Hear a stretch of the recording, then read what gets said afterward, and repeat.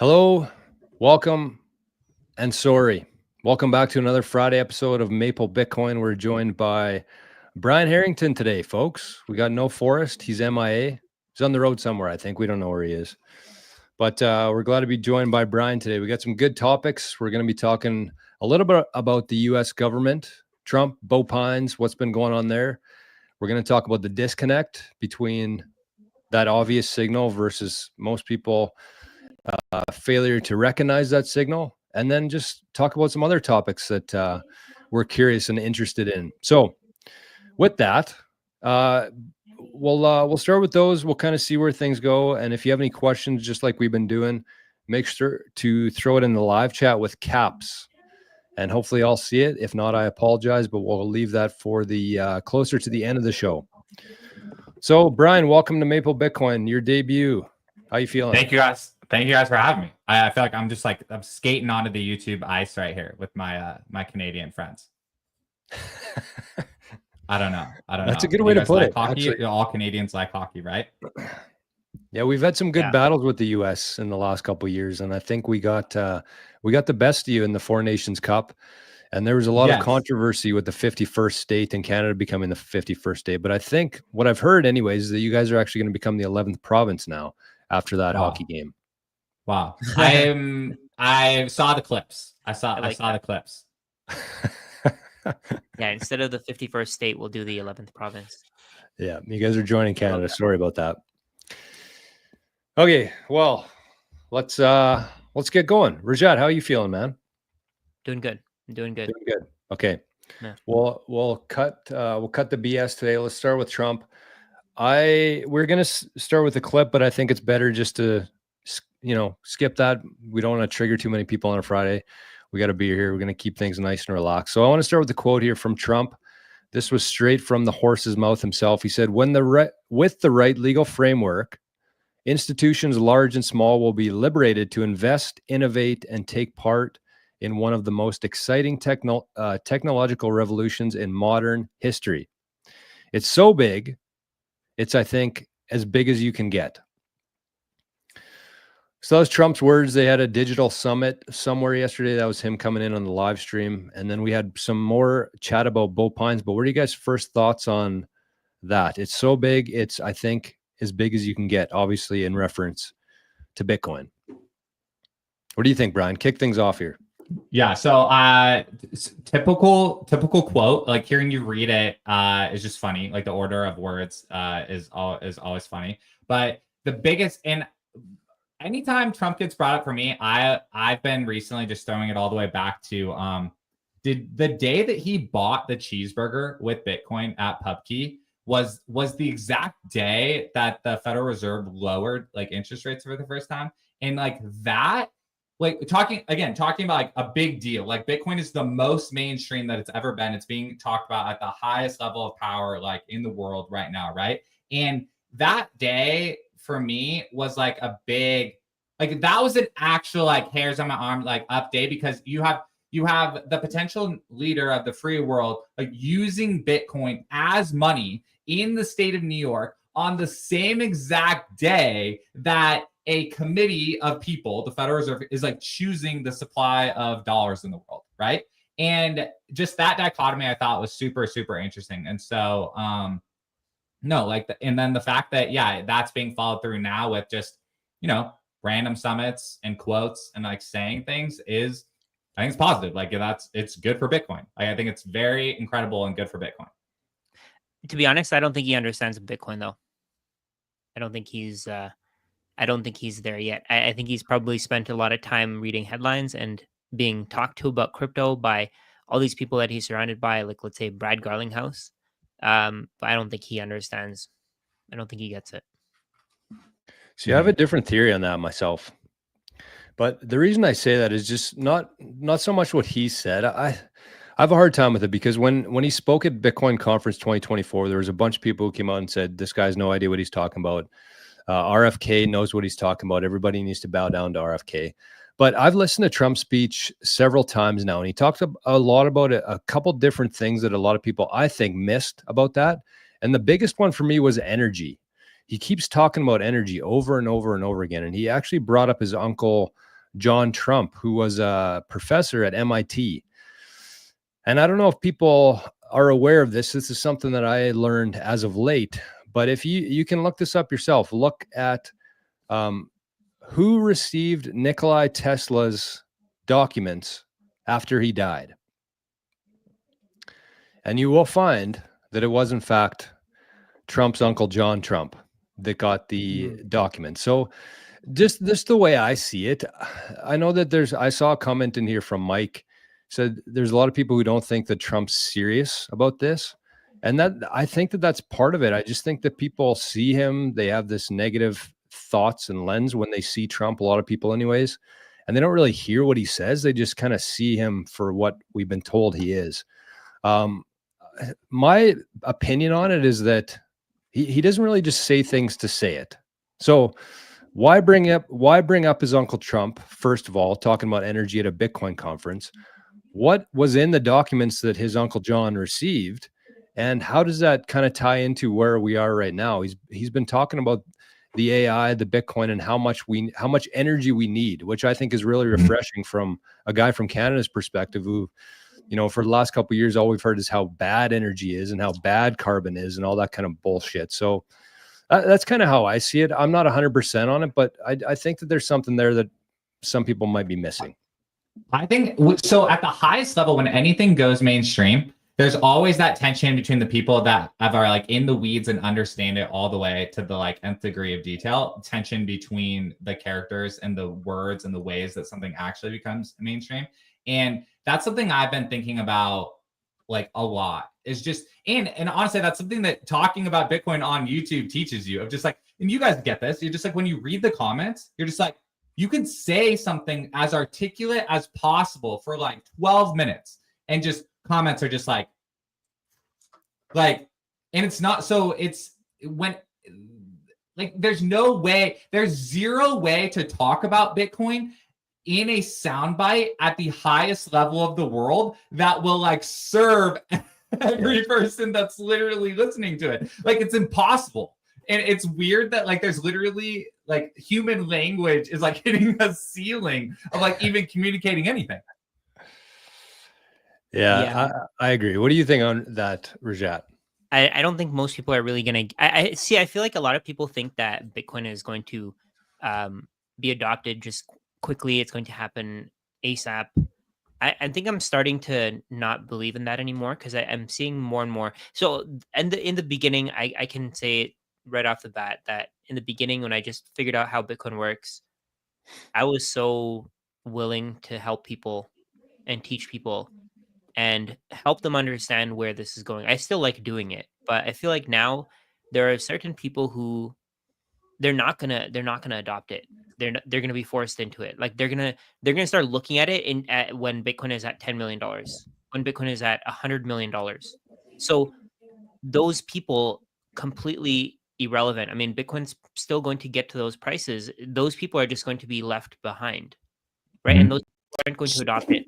I don't know how Trump is thinking right now. I have a feeling that Trump is more into diversification, but I mean, by then, I don't know if he's even going to be alive. Who even knows, right? But at some point, all the people who don't quite understand it, who don't quite see the value of a digital store of value, they're gonna be gone, right? So it won't really matter.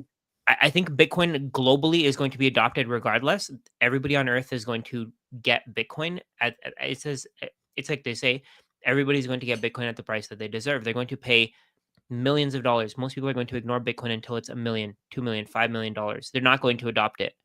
And the U.S. government doing this, I don't know. I think it's just going to concentrate it in the U.S. It's going to concentrate holdings in the U.S. And I mean, of course, there's nothing wrong with that. Like I said, you buy Bitcoin at the price you deserve. If the U.S. government buys 1 million Bitcoin, they're going to have 5% of the total supply, and of course, they're going to have control. But how do you know that other countries aren't going to start front running them? Like the way that he's saying it, I feel like he's trying to convince the people around him that Bitcoin is a good thing, rather than the people around him already knowing. Yeah, I think him as a person is just liking, like he likes the people that like it, and he likes bothering the people that have publicly said that they don't like it. It's like it's more of a power, like an influence thing. And I like how you even brought up the word influence in your thing of like, no, correct. That's why I've been trying to relay, again, thinking like broad principles on YouTube. It's like having any amount of Bitcoin, 0.01, 0.1, point whatever, is a big deal. Like that is a big deal from an influence perspective. If you're just looking at the exchange rate to fiat money today, totally. Like there's other, like it's not, you can't feel the weight of that because we've all been programmed to like fiat money is like slipping through our hands. Like that's exactly literally the problem. And so thinking that equivalent amount of Bitcoin, and then a lot of people still think about it as like just stocks or like whatever. And so it's hard for them to connect the influence. And you're right, the majority of people, they're just surviving. They're not even thinking about how to have influence in the world. Yeah, most people are just trying to get to the end of their paycheck. Most people are just to trying Friday. Yeah, Happy Friday. Exactly. That's the thing. Most people are just worried about being able to make it to the end of the paycheck without going completely broke, while still having food, while still being able to do whatever they need to. Most people aren't in it to win. Most people are just in it to survive. Like they just want to get to the finish line at some point. That's the key. And all these people, keep in mind, we are already seeing more and more people working into their 70s. By the time millennials are retiring, we're going to see people working till their 80s, 90s, I think. And it's just going to get worse and worse from there. People are going to be dying on the Walmart floor. Are you saying this like this is your prediction for the future? Because I think that's people die on the Walmart floor. Is that what you said? Absolutely. That's already happening. People are already dying on the Walmart floors. Like Yeah. there are articles of it. There are senior citizens who are working at Walmart and they're dying because of old age. But do you think that I agree with you in the sense that if Bitcoin didn't exist, that's where we'd be going. But I think that we're kind of moving away from that. Hopefully, will everybody be on board? No. And No, how but long it will it depends take? on I have no idea. It depends on whether you adopt Bitcoin or not, right? It's not like so for people who adopt Bitcoin, obviously housing is getting cheaper. But if you didn't adopt Bitcoin, you don't really benefit from housing getting cheaper, right? You don't really, let's say, for example, if you just save in US dollars and you just completely ignore Bitcoin, your life is going to get more expensive forever. It's going to keep getting more expensive. It's going to keep getting worse and worse. But if you adopt Bitcoin, obviously your life gets cheaper. So there's going to be people who hold off on adopting Bitcoin because they didn't get in at 10,000, they didn't get in at 20,000, they didn't get in at whatever price. And at that point, Bitcoin is going to be millions of dollars, and they're still going to be thinking, "Oh, I'm too late. I'm too late. I can't get in now. I first saw it at 10,000. Why didn't I buy it at 10,000?" They're going to keep having these problems with their ego. It's like the concept that Bitcoin is a test of your ego. 100% it is, because people are going to keep ignoring it. They're going to keep not seeing it. They're going to keep trying to think about. They're going to have to keep thinking about what to do by the end of the week, at the end of the month, just to survive, and they won't have the time to study Bitcoin. They won't really care for it. But I do think though that if the US adopts Bitcoin, they're going to probably have merchants adopting Bitcoin, and that's probably going to speed up, or sorry, merchants accepting Bitcoin. That's probably going to speed up adoption pretty fast compared to how it would be otherwise. It's also quietly getting into the backbone of like the S&P 500 is already like tied to Bitcoin. Like Bitcoin and the S&P 500 are already connected. Like it just being like Bitcoin on balance sheets and Bitcoin in, or like pension funds allocating to the ETF. Like it's just like it's already kind of quietly like in the economy. But those same people still don't even have there is still a disconnect between people. They're not even connected to the economy in that sense either. Like the financialization of the economy, the person just like working with their labor at any age doesn't even Bitcoin, stocks, their house, anything that like they're the only thing they're connected to is fiat money, which does suck.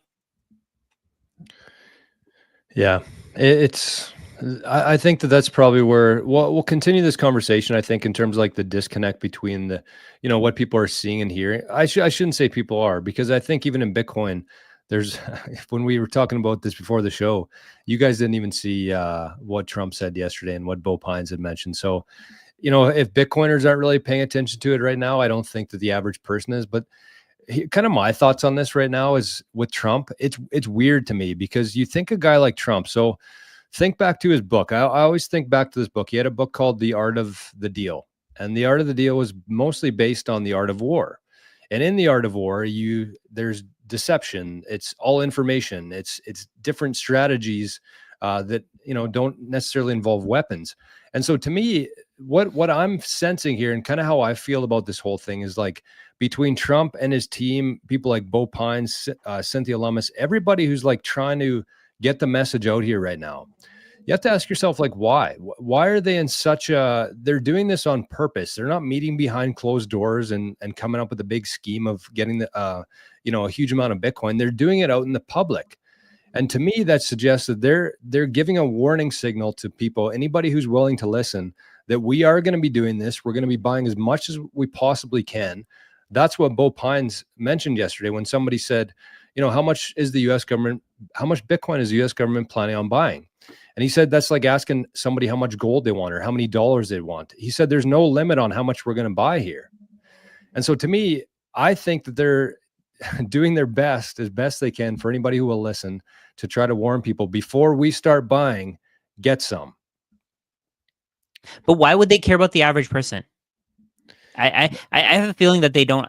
Honestly, I mean, the way that everything makes sense is that they don't actually understand Bitcoin. Maybe they think that they're going to rug pull people. Maybe they're going to end up buying more gold. I mean, I don't know. Maybe even that doesn't make any sense. But why would they do this publicly if they don't have, if they don't have the Bitcoin yet? Why would they tell everybody, oh, we're going to buy 1 million Bitcoin? Well, I mean, I'll speak first because Brian's obviously in the US, so he has a better feel on the pulse there. But like, to me, I don't know, everything that I've seen from afar with Trump, I know there's a lot of different opinions on him, but to me, I think that when he says things like the best is yet to come, when he talks about the golden age, I think that he realizes that that's not going to happen just if the government gets rich. And one of the things that he said back in 2016 at his speech was, we're giving power back to the people. And he's always been a big guy of like, instead of the federal government wanting to control things, he wants states to be able to do that, decentralized, which falls in line with Bitcoin. And so that's kind of my takeaway from it. I don't know for sure. I don't know what the team is thinking at all times or any time really, but what do you think on that, Brian? So I was in DC for Trump V1 inauguration. And like, no, when he said like, the swamp has prospered and the people have not. Like, he's like, the people here have prospered and the people have not. No, like, I thought that was a really powerful sentence. Like, when he said that, I think a lot of it, why are they saying it ahead of time? I think a lot of it is signaling to decision makers that are like in the middle on the fence.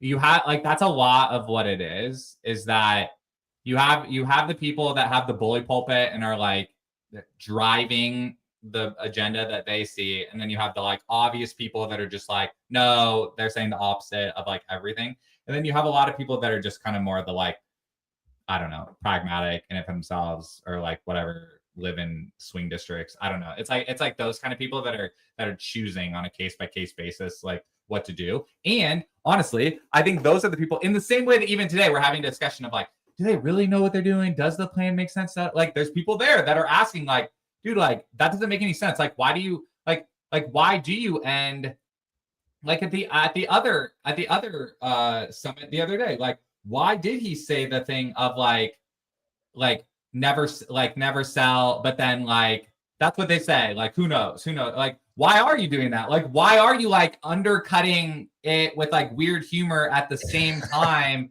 Like, because that's hard. It is hard to follow a leader. And I'm just saying this in a very general leadership sense. Like, it's very hard to follow a leader that then is like kind of undercutting a serious point with humor, because then you're not, because humor is positive and good in certain, like in lots of circumstances. But if you're just like, I'm trying to follow you into battle, I'm trying to follow you down this rational, logical argument, like down this thing, it's kind of confusing. Like, and that's why even outside of that, like I have my own personal gripe now with the like never sell thing, but like just in strictly like, why are they saying it? They're saying it because they're trying to convince the other decision makers around them that need to also go along with it. Yeah, so maybe let's I think we're kind of in agreement here that the US is clearly going to be buying a lot of Bitcoin. So let's maybe shift focus a little bit to like, if that's really obvious to guys like us and probably whoever's watching this, that the US here is going to be buying Bitcoin. Like it's not really a theory anymore. It's like written into an executive order. They're going to use budget neutral funds to acquire more Bitcoin. No limit on that Bitcoin.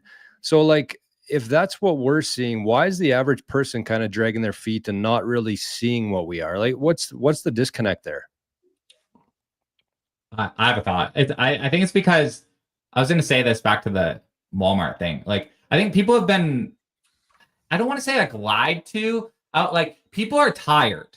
Like they're they've tried to poke their head out, or they've tried to like believe in the religion or the protocol or the like self-help book, or they tried to start their own business, or they did what their rich uncle said they should do, or they like whatever. I think most people, like as a kid, this is like you start with optimism. Like you're like most of the time, everyone's situation is different, but there's some semblance of like optimism of you can be the astronaut, you can be the whatever, you can be the whatever. And then literally your life just like beats you down. Like literally at every single turn, most people's lives just punch them in their face and are like, no, you can't do that. No, your dream doesn't make sense. No, whatever is in you, that's not true. Be rational. And so we're not even set up to even be able to hold any sort of opportunity. Most people's brains are just not ready at all, whether it's Bitcoin or anything. And that's why I think there's a disconnect. I think they're scared of risk. Most people can't, they don't want to go against the status quo. They don't want to go against, and yeah, what Skate Boy PSN said, most people are too unmotivated to do the work to learn. They're not willing to put in the hours. We take thousands of hours for me personally, I don't know about you guys, but for me personally, it took me thousands of hours to learn. I'm not exaggerating.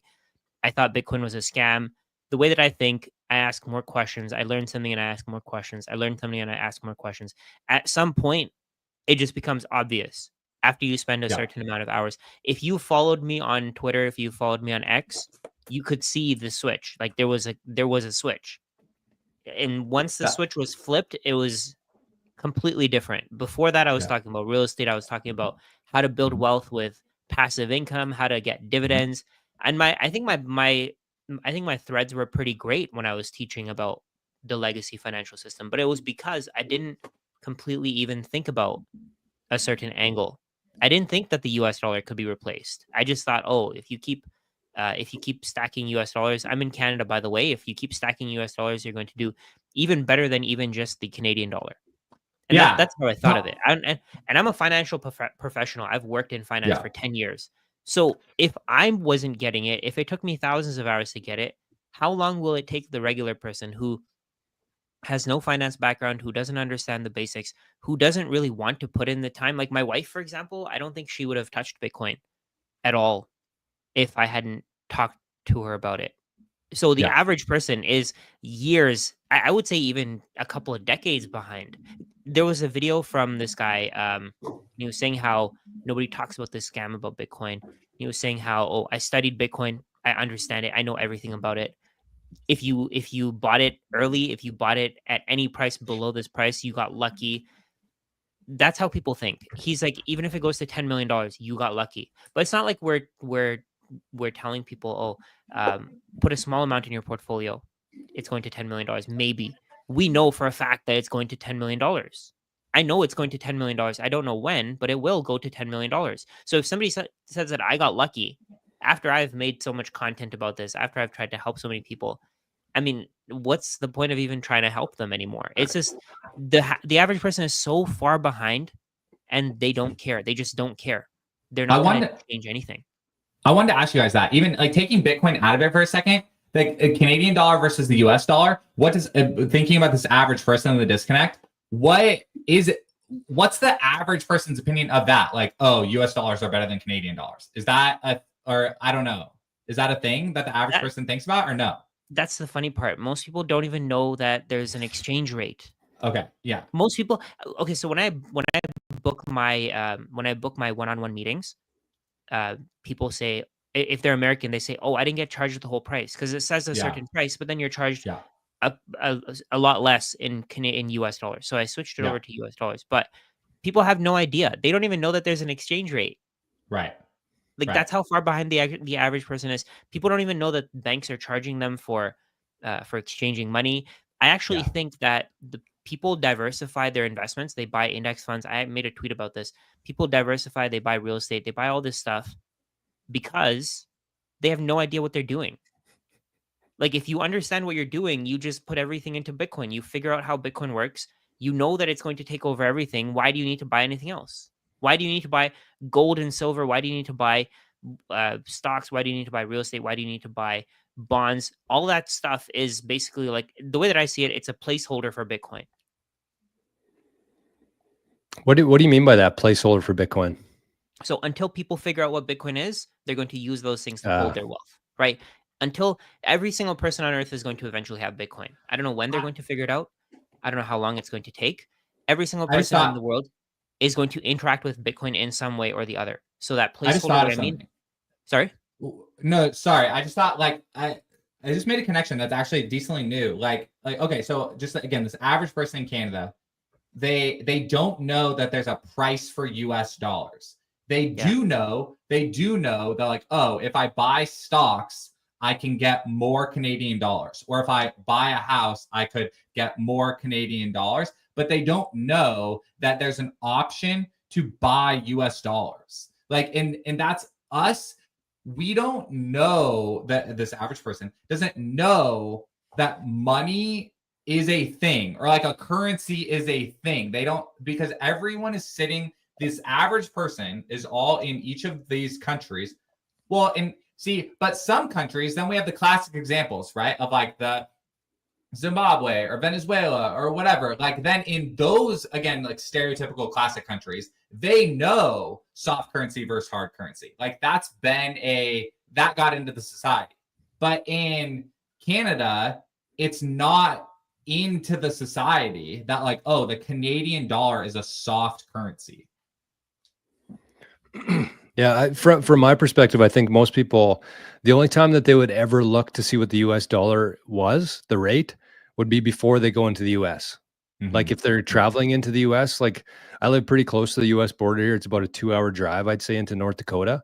And so people go in there all the time. They did it a lot more when the US dollar was more at par with the Canadian dollar.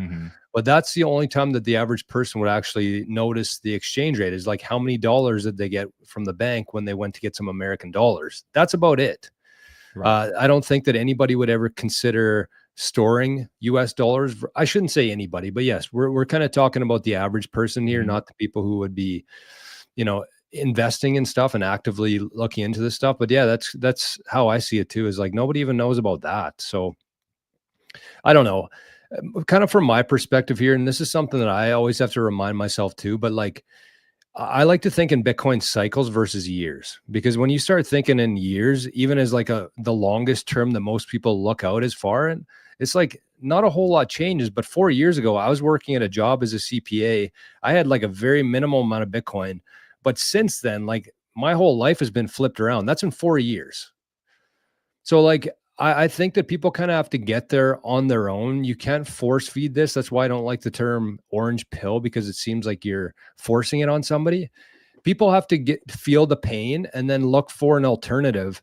And eventually they will lead to Bitcoin, I think. A lot of people usually start with like gold and silver, I think, when they first realize that, hey, nothing's really backing this dollar here that I use every day. I'm going to go get some gold, or I'm going to go get some silver. And then I think that a lot of that eventually flows into Bitcoin, the people who are willing to put their egos aside. And I think it's the ones that have actually been in there for the shortest amount of time, because if you look at a guy like Peter Schiff and some of these other gold bugs, I think it's their ego that's getting in the way. Whereas somebody who just ran to silver and gold for safety, they don't have all that baggage that they've been carrying, and they've been telling people about it, their friends and family about it for decades. And I just think that people are so hesitant to admit that they were wrong, and it's going to cost them a lot dearly in the future for that. Yeah, it's going to cost a lot, and I do think so. Something that we always, I guess we always kind of forget about is in North America. So we're both Canadian. Me and Joe are Canadian. Brian's American. So in North America, we don't see the US dollar as money. We see it as currency. We see it as just a way to get the things that we want because we're part of a financial system that works. There's a whole probably 70-80% of the world that has no access to that. They don't get to use money the way that we do.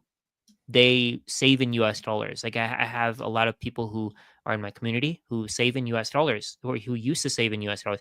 They would just buy US dollars and they would hold on to them because they didn't understand there was another way to go. They didn't have access to stocks. They didn't have access to the massive brokerage accounts that we have. So they would just save in US dollars and they would constantly be losing. No matter what they did, they would delay gratification for years. They would give away everything in the moment and try to save for the future, but they would always end up broke. And that's always going to happen. So I think one of the biggest messages that we can get to the rest of the world, even in parts where the US dollar, actually, I don't know if you guys know about this, but there are parts of the world where the US dollar is actually increasing in purchasing power, right? So those parts of the world are the ones that are probably going to be the last ones to really get it. But eventually, I mean, the entire world is going to adopt this thing. Everybody in the world is going to adopt it. I think the US is probably going to be the first to adopt it because the US doesn't really have as many issues as other countries, I guess you can say. People are more focused on just making as much money as they can. They're focused on starting businesses. So now they need to find a way to preserve that wealth. In other countries, people spend hours just getting water to where they live, getting food to where they live. So they don't have the same problems as us. It's first world problems. Inflation is essentially a first world problem that we've designed, we've created, and now we have the entire world suffering because of it. And that's really nasty to me. And I feel like there is something that's going to come. I think the people are worried about the US dollar. If the US dollar gets completely just destroyed, oh, there's going to be a lot of pain in the US. But think about the rest of the world. Think about how much pain the rest of the world is going through because of the US dollar and how much of their wealth is being stolen because of the US dollar. Over time, we're going to see the adoption happen. It's going to happen regardless of what we do, regardless of what we say. Obviously, we can influence some people to maybe start looking in the right direction, but you can't force anybody. You can't tell anybody to do what's right for them. You can't tell anybody to get in the lifeboat if that's the analogy we want to go with. You can't force anybody to do anything. All you can do is you can tell them that it's there, that they can protect themselves, they can protect their families, and the rest of the world is, I mean, they're on their own. Do you think so? Super well said. And this is something I think about a lot, like how, you know, how easy, like it's very easy for me to ping back and forth between the personal investment case for Bitcoin and personal finance case, and then like that kind of world changing case and like why fiat money is bad, right? And I think people that have done a lot of Bitcoin content, been in for a long time, they ping back and forth like between those very fast. Do you think that blend helps that average person, like, quote unquote, get it or whatever? Or do you think it doesn't? Do you think it like clouds it even like more? I think the average person just has authority bias. So until the people that they trust and believe in start buying Bitcoin, like a lot of people aren't going to buy Bitcoin until Warren Buffett buys Bitcoin, or even if we're just like, this can solve, like, fix the money, fix the world. Like that person that gets their investment advice from Warren Buffett, you like coming through this side door of like, hey, totally get what all you're saying, like this literally of all options in the world, like can help society. Like actually, they're just like, yeah, like, I don't know. Like I don't think they care about society. I think they're more worried about just doing what the rest of the world is doing. I don't think they care about actually solving problems. I think the majority of people are more worried about being part of a clique, being part of a group of people that are doing the same thing as them. Because I've said this before, and this honestly just still blows my mind about Bitcoin, and it's why it's probably the highest reason why I think it has just so much staying power is like I can't think of another thing in history or in the current that is like so good for you as an individual and so good for society as a whole that like Because any other position that you take that's like, oh, I'm going to take society's side, you have to kind of like sacrifice, like the individual in society is always like put at odds, right? You have to like, oh, sacrifice the game theory of yourself in order to like help society or whatever. And Bitcoin masterfully blends both of those in a way that like there isn't that. And again, that's the message to people on the other end of YouTube is like, that's why people that are like obsessed with Bitcoin, like why it's such a sharp sword and like such a thing that's so that's why, because it like solves that issue. Yeah, there's so much to unpack here. It's I don't really know where this leads to, but I 100% agree with that. Like that, I think that the one thing that the government has done really well through the years is divide people. Every single thing that they do, if they're not distracting, they're dividing people. And so Bitcoin is the one thing that is not red or blue, it's orange, and it's for everybody. And I think that, you know, the one thing that we all agree on is that if the only thing you have to do here is just participate with it.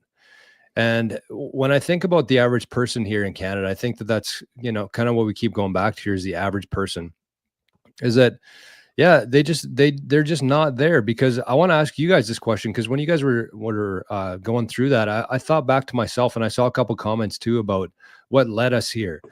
And Rajat, I probably know the answer to this, but Brian, like when you guys were in your 20s, when you first, you know, got into the workforce, when you first started building up a bit of a surplus that wasn't just from cutting grass and selling beer cans, like, did you have a financial advisor, or were you guys kind of like self-managing your own funds? Because for me, I never had a financial advisor. I was always interested in finding, like, exploring it myself. And I think that that's a common theme amongst Bitcoiners, aside from like the short time in silver and gold. But like, I feel like there's too many people that just rely on the system. The only savings that they have is their pension, who is being managed by somebody else. And I don't think that they've ever seen or had the need to be sovereign, right? When I was investing, if I sucked at it, I'm going to lose all my money. So I'm going to improve that, right? If your financial advisor loses you some money, you either like complain about it, you tell your friends about it, or you fire them. But for me, like, I've always just had all of my chips on the table. I was in control of it. So I was the one who was exploring that information. Was that similar for you guys? Yeah, for sure. Yeah, personal finance has always just been a part of what I've been into. I was terrible with money before. I was so bad with it, man. Until I was like 26, 25. Oh man, I was spending like $400 a month on takeout. And I wasn't making that much money to begin with, so that was terrible. But like your investments though, did you have a financial advisor? I didn't invest. I didn't have money to invest. All I did was I tried to get to the end of my month so that my next paycheck comes in and I'm not out of money. And I was so bad with money, man. I was terrible with it. I didn't know what I was doing. I had no idea. I did kind of, I don't know how I really, so once I did the CFA, once I went through the CFA, I think it helped me to change my perspective, and it gave me that idea that there is something better. But it was all based on fiat, right? It was all based on, oh, buy index funds, buy real estate properties. I didn't really think about money that much before that. I was more, it was more like just, oh, earn as much as you can and spend it on whatever you want to. But yeah, I see what you're saying. When you invest on your own, when you make the mistakes, when you have your own, what is it? Skin in the game. Yeah, skin in the game. When you have agency, when you have Mhm. control over your decisions, that's when you start seeing that making better decisions is the key to having more money. Because if you just save and save and save, you're eventually going to go broke. It doesn't even matter how much you save. Eventually, you're not going to be able to create value anymore, and your savings are going to lose everything to inflation. There's no way to avoid that. But people don't see that in the short term. They see that over the long term. They see that over 20, 30 years when it's too late. But with Bitcoin, and if you make your own decisions, your own financial decisions, you actually get that choice to be able to do things the right way and not mess things up, and make the decisions that are different from everyone else that could end up with you making a significantly higher amount of money than everyone else. So being able to retire, let's say decades earlier than your peer group. Let's say you're a millennial. Millennials aren't going to retire until they're 70, 75. I don't even think they're going to be able to retire then. If you figure out how Bitcoin works, you're going to be able to retire in 10 years, 12 years. If you're a millennial, let's say you're 30 today. Actually, let's say you're 35 today. I think that's about the middle of the millennial age group. So you're 35 today. You're probably expecting that if you start investing today, you're going to have to invest $1,000 a month, and you're finally going to be able to retire at 65 with like a $2 million portfolio. And even then, how much is $2 million going to be worth? But if you buy Bitcoin, you can get to that $2 million portfolio. If you put $1,000 a month, you'll probably get to that $2 million portfolio within 10 years instead of 30. So if you see that, if you can actually make that decision actively for yourself, you're going to make much better decisions. If you have the choice to retire at 65 versus 30, or let's say 45, not 30, 45, why would you choose to retire at 65? But most people don't think of it that way. I think most people they rely on the index funds. They rely on Warren Buffett to tell you what to do. They rely on BlackRock, Larry Fink. So they used to rely on BlackRock and Larry Fink until they started talking about Bitcoin. And then they were like, oh, these idiots don't know what they're talking about. Right. And that's the majority of people. I have a theory. So, all right. So we talked about the people that are like 70, 80 today and how like the Walmart example. And then we talked about the millennials. I have this thing that like, so my kids are 2 and 4. I think that in the optimistic future, when they're like 13, 14, 15, like, can you go and like be a barista? Like, we'll like, you know, like Starbucks and like coffee, like will still be there. And like I worked at a grocery store, like that'll still be there. But I think that also with Bitcoin and with software, AI, et cetera, like all this stuff, I think you're going to be able to, like, when you're 13, be able to work as like just like your screen name on the computer as like a QA tester for different software stuff and just get paid in Bitcoin to your username, like on the internet. And that's going to be like part-time work as like a young person is just going to look like they're already on, like, it's just going to look like group chatting. Like kids are already on Discord all day and then adults are already on Slack all day. It's the same thing. Like you're coordinating with a group of people to like do things on the internet and they're just going to be able to start doing that and get paid direct to their username. And it's like from the beginning, like their way of thinking about money and work is going to be different. Like that's going to be the first fresh like difference. Yeah, big time. That's a great example there. And when I think about, not to get too far back into the circle here and kind of repeating ourselves, but I think that that's a big part of it. And I think that that's why governments right now not only are starting to realize that they can't stop Bitcoin. And I think that the negative filter that everybody has in their brains right now is from 16 years of negative marketing towards Bitcoin, from the media, from governments, from central banks, from the people who control the world. They've been nothing but negative towards Bitcoin for the last 16 years. And that's a really hard thing for people to unscrew from their minds without actually putting in the time. So that's one aspect of it. But the other one that Brian mentioned there was that kids, it will look much different between AI, robotics, a lot of these things replacing the jobs that we've had in the past. Like a kid right now, a 12-year-old kid could get onto Nostr. This is not advice, but it could happen. A kid could get onto Nostr. He could start either streaming on Zapstream. He could start sharing secrets about his video game adventure, whatever that is. And he could earn sats to a wallet. Not that that's like the greatest thing, but the point is that it could happen. It could not have happened 5 years ago because that kid would have had to walk into a bank account and get a bank account, or a bank and get a bank account, which you can't get unless you're 18, or you would have had to have your parents' permission there. So if you think about that just from like a 12-year-old perspective, but apply that to the whole world now, where anybody could do that anywhere on the planet without reporting that income. So we're moving into a much different world than we've been in here in terms of like humans going to work and funding the government. I think that dynamic has changed. And I think that that's why the US, like the most free country on the planet, is kind of leading the charge in that, because they know what's coming, and somebody mentioned in the comments that Trump's a populist, and that's kind of how I see it too. Mhm. There's no way around it at this point. Yeah. This also plays into the whole like Bitcoin works in an inflationary environment and a deflationary environment. Like it's not just the like Bitcoin is not just an inflation hedge. Like Bitcoin is money that operates better in a deflationary environment. Like an example of just talk about headlines like this. I have no idea how real this is or not. But like the state of Florida is looking at getting rid of property tax. Like there are pressures that are like it's it's possible for the world, the humans that are already here, for us to all be way more efficient at working together already today. Just like right now, today, we all could be way more efficient at just simply working together and take the pressure off of all of each other.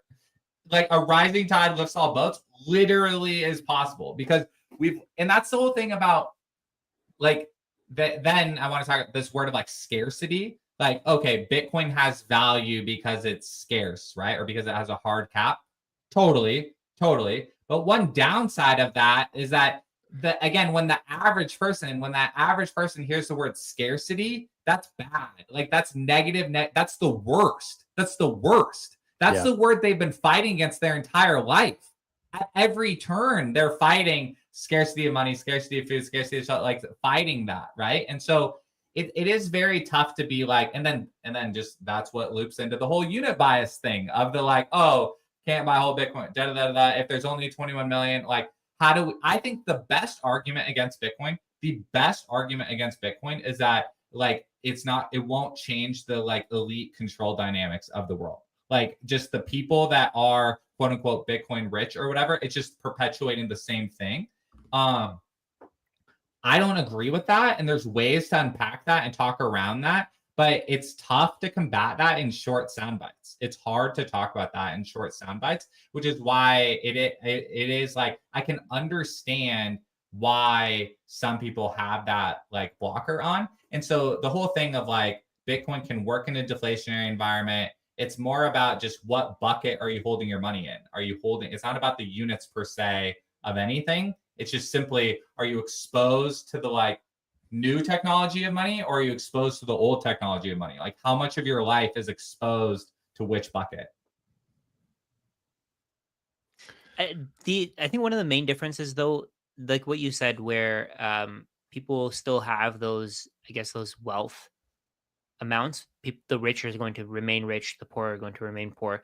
But I think the difference is that if you have a lot of Bitcoin and the world goes to a Bitcoin standard, you have to actually give away your Bitcoin. You have to give away your money. In the current system, let's say you have a massive house, you have a massive mansion, and you want to buy a car. You can go to a bank, take a loan against that mansion, never have to even think about giving that mansion away, never have to think about giving your wealth away. But you know for a fact that over time that the car's value is going to depreciate. You don't even care about that. All you care about is the interest rate that you're getting the loan at. You can bring your future consumption to the present. You can continue to make more and more money. You can build more businesses using that money. You can do whatever you want with that money. All you care about is the fact that you get to borrow money. That's why people borrow. That's why people buy real estate, right? They buy real estate because of the leverage. Yeah. But on a Bitcoin standard, that's not going to happen. So what's going to happen is, let's say you have $1 million Bitcoin. You can't really do anything with the Bitcoin because Bitcoin is money. It's not supposed to have utility. It's supposed to just be something that you hold on to delay gratification. And then when you want to get instant gratification, you give it away and you spend it. Let's say you start a business. You're going to have to pay your employees in Bitcoin. If we go to a Bitcoin standard, they're not going to want fiat currency. Why are they going to want pieces of paper when they can potentially have Bitcoin? So I get what you're saying, but I also get the other side of it where the wealth is going to have to be moved around. It's not going to stay with the wealthy. It's if you have 1 million Bitcoin, let's say Michael Saylor has 500,000 Bitcoin today. He thinks the world is going to it's going to stay on fiat. No, eventually he's going to have to pay his employees in Bitcoin. He's going to have a dividend. They're going to have to pay that dividend in Bitcoin. They're going to have to do everything in Bitcoin. That Bitcoin is going to move eventually. Yes. But what they can do is they can create ways to generate more Bitcoin. So let's say they create a layer 2 or a layer 3, layer 4 on Bitcoin, and they start collecting fees on that. They can do all these things, but the wealth won't stay with. They'll have to take risks. That's the key. Agree. They'll have to take risk. So In the current system, there's really no risk anymore. yeah, yeah. So why do you think? Completely agree. And this gets into my like why I believe. So this is why never sell is confusing. Like I was literally just talking to a friend earlier this morning, and they were like, yeah, they used Bitcoin to buy their house, and I was like, dude, that's a win. That is an on paper win. They made smart decisions, pulled forward their savings, were able to accomplish something. And I think up to this point, like Bitcoin, like influencers have not done a great job of like celebrating that win. Like we haven't done a great job of talking about that, which I think is, and I don't know where that came from. Like I don't know where that came from, but I'm glad to see that beginning to like crack a little bit, because there's not going to be a day where the switch flips. It's going to be gradual. Every single person is hitting that point every day where like Bitcoin, my wife and I have already we are at a way different place today than we would have if we were using fiat money for the last 10 years, period. Like I've already experienced that in my life for real every single day, the power of using this money instead of fiat money. And so I'm no longer waiting for this classic time in the future or whatever. Like it's already just happening. And every paycheck is a new opportunity to choose which bucket am I choosing to participate in. Yep. I think every minute of every day is your choice of, do you want to spend time watching Netflix, or do you want to spend time reading a book? Do you want to spend time watching the news, or do you want to spend time learning and adding value to the world? Like I feel like every single minute of the day where we make that decision of where do we want to spend our time. And that was one of the things I took away from Jeff Booth was, that's something that we as Bitcoiners have to be thinking about. It's not just in November for, once every 4 years, you go vote. You vote every single day with your time, your energy, and where you're buying things from. So yeah, I completely agree with, both points there. And I think that if we are ever to get to a Bitcoin standard where Michael Saylor has to sell some of his 500,000 Bitcoin, I think he's going to have to spend much less of it at that point, like almost in an amount that they won't even notice. Because when we get to a point where people are demanding to be paid in Bitcoin, think about the value of that. That's kind of one of the major lags right now, is that not only are people trading their money for it, but they're not interested in actually accepting it for the value that they add to the world. But when that happens, whether it's through force or just because there's no other options, like the value of each Bitcoin is just going to be extraordinary. And so when you think about what that 500,000 Bitcoin has today in terms of purchasing power and leverage, imagine that at that point. Like he might have to spend 1 million sats for his whole team in a year. So yes, he's going to have to spend it. That's why I like the word influence. Yeah, that's why I like the word influence, because at that point, it's not even about what are you buying or paying for. It's no, what are you making happen in the world? Yep. 100%. And when you think about it like that, in terms of a guy like Michael Saylor, who's clearly understands where this is going, he sees it as leverage like I do too. Like one of the big reasons I'm buying so much Bitcoin right now is not just to hold on to it forever. I plan on leveraging it in the future through my business, for my family. I want things to get cheaper, but I also understand that there are going to be a ton of AI agents and opportunity within that space where I can pay them in Bitcoin. And when that happens, I'm going to have to spend a lot less Bitcoin versus somebody who's just getting into Bitcoin at that point. So I'm essentially buying future leverage for that. Plus, I'm going to be able to recruit the best talent in the world, because if you can entice people and say, hey, do you want to go work for this company and earn dollars, or come work for me and earn Bitcoin? At that point, you're going to get access to the best talent on the planet, and it's just going to snowball. That's why I love the flywheel, because that's exactly what they're doing at MicroStrategy right now in every aspect of it. Yeah, they're definitely doing that, and I agree with you. They're going to be able to use Bitcoin to just hire the best talent. That's the leverage that they're going to have, because they're going to be able to find people from around the world who don't have Bitcoin, who want Bitcoin, who discover Bitcoin. Over the next 20, 30 years, there's going to be so many people who discover Bitcoin for the first time. People think, 95% of the world has heard about Bitcoin, they just don't want it. No, they haven't. I would say 95% of the world hasn't really really touched Bitcoin. They just hear it as something that's very complicated. I don't really need this. I don't want this. I don't care about it. They just at some point, like we're going to be able to buy houses for 1 million sats. We're going to be able to buy at some point in the, I would say by 2030. I want to get a new car at some point. I think I'm going to be able to get a new car for 0.1 Bitcoin. Today it'll cost you 0.5, 0.6. At that point, 0.1, 0.05, 5 million satoshis for a car. I'm okay with that. Future leverage. Exactly. On that note, what we talked about retirement and millennials wanting to retire. What age do you guys think you're going to be able to retire? Not retire, but like work on your own terms fully. Mhm. I'm kind of doing that now. Not that I have the finances for it, but I feel like it's mainly because my wife has that stable income. I don't know if she ever does want to quit, but at some point I do think that my work, the stuff that I'm doing on YouTube, will be generating enough revenue to cover our expenses at all times. And I do this, I actually like doing it. So to me, it's not even work. I mean, I would never, if I can make money from making YouTube videos and adding value to people's day, then why not? I would do it forever if I could.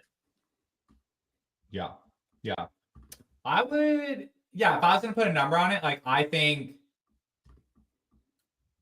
like I'm 32, like I'm 33 right now. I think like mid 40s. I think pre 50, I'm gonna transition to a different phase of life for sure.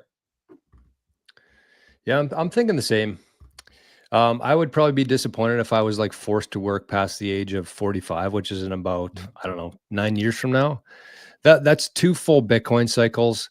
That's a lot more countries coming into this thing. I think the world's going to look completely different at that point. Yeah. I think Bitcoin will be kind of like whether everybody really understands it or not, it's going to be the asset that everybody wants. I mean, honestly, like I don't think we're too far away from that not in terms of like the general population understanding that, but in terms of like the biggest pools of capital understanding that. And that's what really moves the needle here. It's not that, the guy who doesn't have a whole lot of savings when he decides to buy Bitcoin, it's good, obviously, but it's not going to move the needle. But I do think in the next, couple cycles, it's going to be a pretty big deal here. So I would say about the same. I have 2 points. So the first thing, go ahead, Rajat. by the time you're 45, 99% of the Bitcoin is going to be mined. That's another part of it too. That's huge. That's crazy. And then the second thing is, even when people are, the majority of the world is never going to really learn about Bitcoin. I think I think there's a lot of people right now who know more about Bitcoin than the majority of the world will ever know. We've probably forgotten more about Bitcoin than the average person will know. The average person has no idea what they're doing. They don't really care. But the thing is, I think they're going to be forced into it. I think they're going to be just like Visa. Who understands how Visa works? Who understands how fiat works? Really, nobody. Exactly. Maybe a very small number of people. So what's going to happen is they're going to get screwed over by financial institutions. Financial institutions are going to hold on to Bitcoin. They're going to tell you, oh, you have a savings account where you get a 10% annual return in terms of US dollars. But the financial institution is going to be getting 30, 40, 50%. And it's like that. It's like that in anything, right? You have information asymmetry. The people who know what's going on can easily take advantage of everybody else. Like, for example, all of us right now, we could be promoting some random shitcoin and we can promote it to everybody who's listening to this, and we could make hundreds of thousands of dollars in minutes. I guarantee you that could happen. I have 100,000 followers on Twitter. I can scam the shit out of them, right? But that's the thing. I don't want to. My goal is to help people. My goal is to make sure that people actually get to where they want to be at some point. And the people who actually follow our content, the people who follow Brian, people who follow Jor, I think we're going to do really well regardless of whether we scam people, right? If we don't scam people, we're probably going to get much further. I think the people in our audience are probably going to want to work with us, and that's going to create so much more value. It's going to create synergy, if anything. 100%. I should give a couple shout outs here because we haven't mentioned this yet, an hour into this thing, but we have been on Zapstream. We got a couple zaps over there. We got a 1200 sat zap. We got an 888 sat zap, 5,000 sat zap, and a 69. Oh, and a 50. So it is Fat Zap Friday today over on Zapstream. And if you would like to send over some sats, we are going to do our best here. Jack Cohen is live. We're going to do our best with Maple Bitcoin to avoid having any sort of influence, any sponsors. We want this to be community minded, community based. And so if you do have some sats you want to throw this way, you can shoot it to the QR code right beside Rajat's head there. Maybe give it a point there, Rajat, if you can figure it out. There. Yeah, there you go. So you can just point your phone at the screen there. It's like a magic trick. You just send a couple sats and it shows up on our screen here. So thanks to the people who have zapped so far. We appreciate it. So with that, that was a really good chat, boys. I think that, I mean, we could probably spend a couple hours talking about this, and maybe we will in the future. But do you guys want to get to some questions here? Do you want to keep any final thoughts on that? Let's do the questions. Okay. And somebody just sent in an 88 sad zap as I was talking about that. So thank you for that. You can send a message too, which we will read on the screen, except no F-bombs unless you're sending at least how much, Rajat? How much do we 10,000. have? 10,000? Yeah. Okay. So let's get to this one, because this is... And wait, the price for that's going to increase over time because exactly. Bitcoin is scarce. So is yours. So are the F-bombs. We're locking it in. Well, let's throw an easy one out here. I don't know if you guys like giving price predictions or not, but this was an easy one. Omar, end of the year prediction. I'm going to say much higher. I'm not going to give any numbers. I think it's going to surprise a lot of people. That's kind of my thoughts on it. But we also have to keep in mind here that it is a completely illusionary standard that we're basing it off of. One can be created out of thin air, one is not. And so we're still at that point though. So I just think much higher. What do you think, Brian? What's your thoughts on it? I'm going to say 147,000 Canadian dollars. 147,000 Canadian. That's lower. That's not than that much more. That's up. Yeah, at the peak it was what, 150? Yeah. Brian's bearish. That's what I'm sticking with. Wow. Okay. Oh, that's sad. I mean, if anything, it could go anywhere, right? It's possible that it moves sideways. Like Brian said, it could move sideways until the end of the year, because the way that I think most people who own Bitcoin don't actually understand it, right? So they're selling their Bitcoin, they're giving it away. They're selling what they have because a lot of people probably think that it's going to move sideways.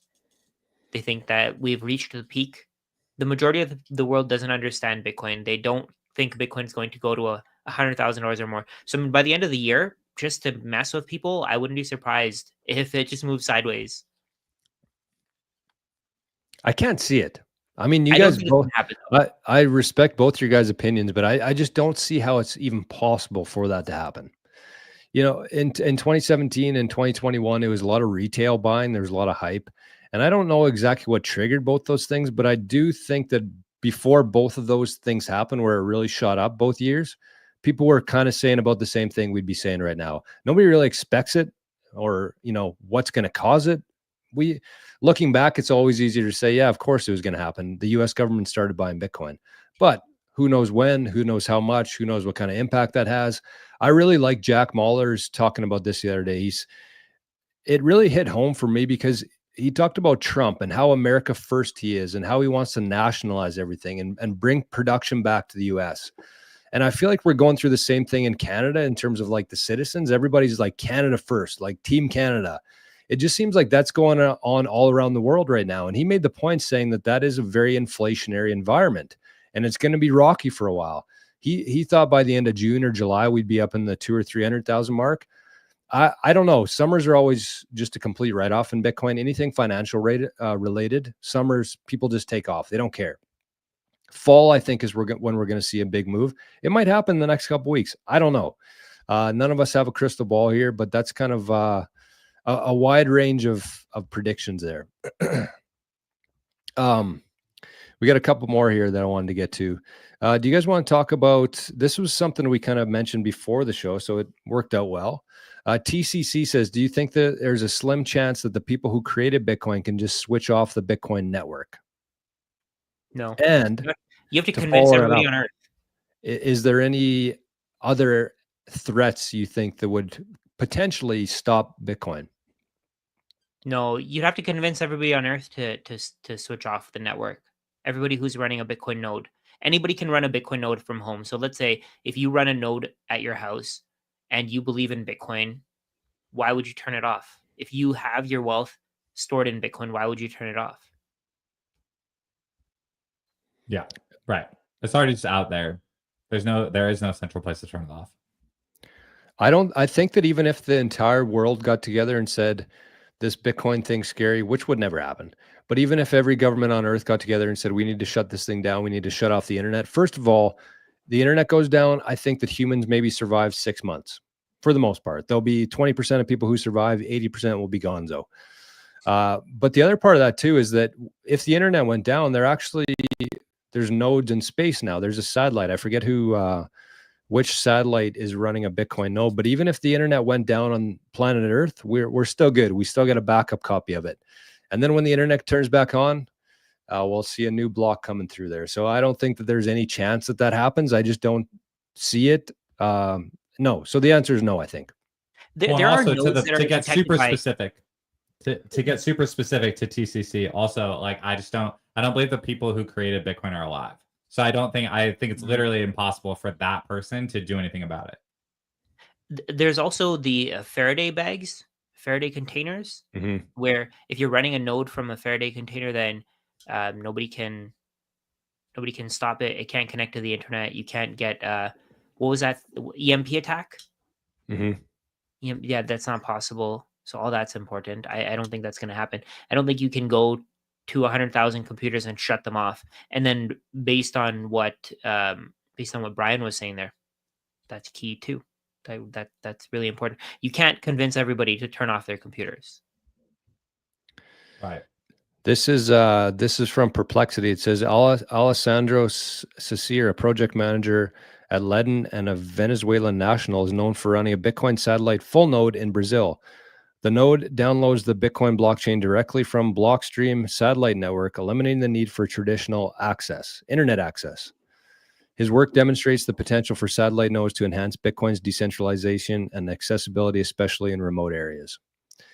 So that's already underway. So the answer to that would be no. Nobody can turn it off at this point. I don't know if I agree with Brian or not in the sense that they're dead, but I do think that they would have, based on the design of Bitcoin, based on how well thought out the whole thing was, they would have known at some point this thing is going to be worth a lot of money, a lot of purchasing power, I should say. They're going to be able to buy a lot of things with this. And I think that they knew also at the time that they would be enticed at that point to sell it. No human can avoid that. So I think they're either dead or they burned the keys to the Satoshi wallet, and whoever was, in charge of that aspect of it. I think that's it's not a possibility. But again, that's just my opinion on it. Yeah. Okay, next one here. Another softball for you guys. Actually, we got a super chat, so we should highlight that. Rajat, tell Brian real estate is a Ponzi scheme. Brian, there's an unreleased episode, Nav. There's an unreleased episode. Yeah. Okay, there you go. Real estate is a Ponzi scheme. Did you guys do a debate on it?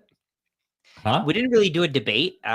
We had a conversation, but the sound turned out to be really bad. There was an echo, and I think we're just going to reschedule. We rescheduled, I think, for the 31st or something like that. Month. Yeah. What was the main takeaway from it? Not main takeaway, but what was a highlight? What was something you guys both agreed on? Bitcoin is the future.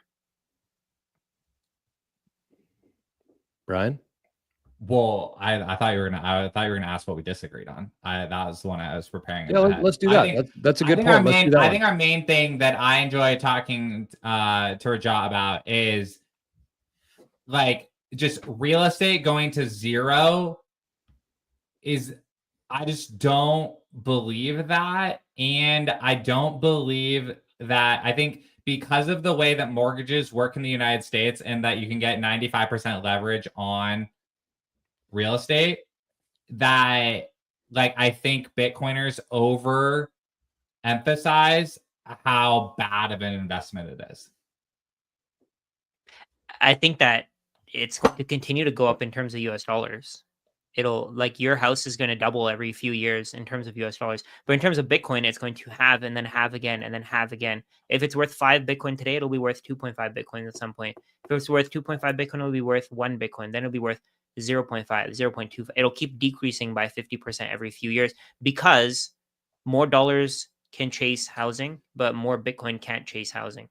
But when you look at just the amount that I put in for my down payment, and then the fact that the entire 100% is inflating and inflating and inflating on each other, if you look at my net worth priced in Bitcoin, it doesn't go down at the same rate that a single house goes down, like priced in Bitcoin.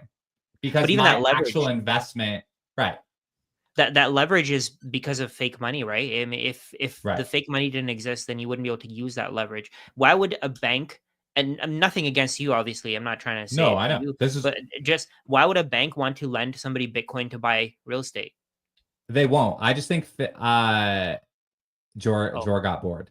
Jor got oh, bored. he got. I think he probably shut it off or something. No. So I I'm think back. I think fiat money, I think fiat money is going to continue to exist on a Bitcoin standard the same way that altcoins are going to exist on a fiat standard, because credit is still going to exist because people are broke, because the average person is broke. Yeah, I get that. I agree. Yeah. But I don't think that the way that the US dollar is valued today, like the entire world wants US dollars. I don't think that's going to be the case in terms of when we are on a Bitcoin standard, because right now there's no alternative. Before Bitcoin, there was no alternative. How many people could try? Let's say, for example, you went to a random shop in the middle of some random city. How are you going to pay them without US dollars? The world trusts US dollars. I think that trust is going to go to Bitcoin. I think that Right. trust is going to be absorbed by Bitcoin. And when you look at the fact that people buy real estate as a store of value, Bitcoin is directly competing with it. Like a few years ago, I didn't agree with that. I thought Bitcoin and real estate are completely separate. Real estate is shelter. Bitcoin is uh, Bitcoin is money. Yeah. We've confused real estate for money because we use it as a store of store of value. But it's not supposed to work that way. We're not supposed house prices aren't supposed to go up in value over time. They're supposed to decrease over time, right? Because you're using the house, it's depreciating. You have to, let's say, for example, you have a house repair. Let's say you need to change the roof. If you bought that house in 1975, today you're probably paying 5 times the price that you paid for the house just for the roof. Right. Yeah. I think all that's true. I think they both flow up and down. Bitcoin and real estate both flow up and down on top of the expanding or contracting fiat money supply. And I think the rate at which they flow up and down is closer together than Bitcoiners believe. How so?